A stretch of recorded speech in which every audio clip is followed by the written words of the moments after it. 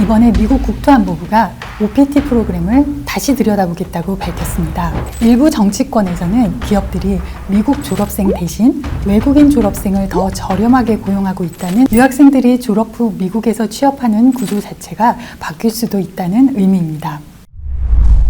최근 미국 유학을 준비하거나 미국에서 공부 중인 학생들에게 주목할 만한 뉴스가 하나 나왔습니다. 미국 정부가 OPT 프로그램을 공식적으로 재검토하기 시작했다는 소식입니다. 이건 단순한 정책 검토가 아닙니다. 유학생들이 졸업 후 미국에서 취업하는 구조 자체가 바뀔 수도 있다는 의미입니다. 오늘 영상에서는 왜 OPT 재검토가 시작됐는지, 그리고 앞으로 어떤 변화 가능성이 있는지 정리해 보겠습니다. 먼저 OPT가 무엇인지 간단히 말씀드리겠습니다. OPT는 Optional Practical Training의 약자로, 미국에서 F1 학생 비자로 공부한 유학생이 졸업 후 일정 기간 동안 합법적으로 일할 수 있도록 허용하는 제도입니다.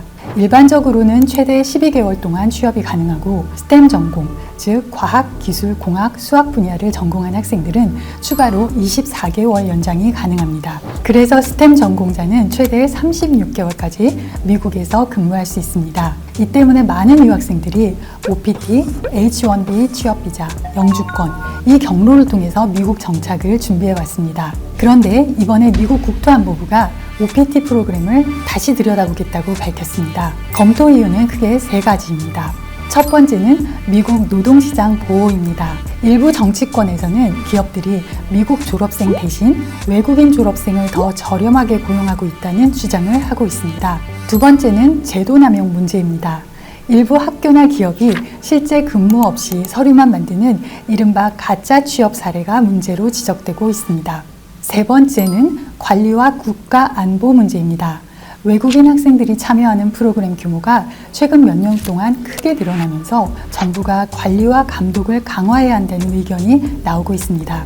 현재 확정된 변화는 없습니다. 하지만 정부는 OPT 관련 규정을 수정하는 새로운 규정, 즉 룰메이킹을 검토하고 있는 상황입니다. 가능성이 언급되는 변화로는 예를 들어서 OPT 기간 조정, 고용 조건 강화, 기업 검증 강화, 세금 규정 변경 같은 것들이 있습니다. 일부 정치권에서는 OPT 자체를 폐지해야 한다는 주장까지 나오고 있습니다. 다만 대학과 기업들은 OPT가 미국 인재 경쟁력의 중요한 제도라며 강하게 반대하고 있는 상황입니다. 결론부터 말하면 지금 당장 OPT가 없어지는 것은 아닙니다.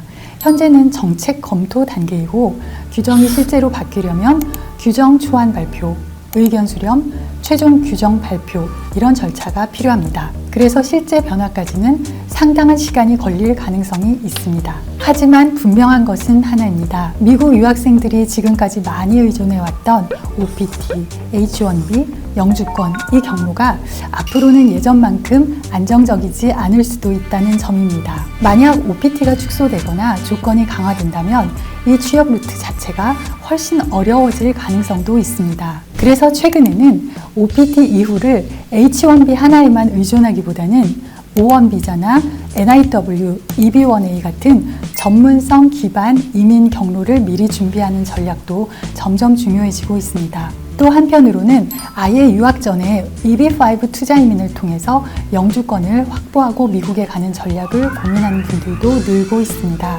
학생 비자가 아니라 처음부터 영주권자로 미국에서 공부하고 취업도 할 수 있기 때문입니다. 결국 앞으로는 유학 이후의 진로를 단순히 하나의 비자에 의존하기보다는 여러 가지 이민 옵션을 함께 고려하고 준비하는 전략이 더 현실적인 선택이 될 수 있습니다.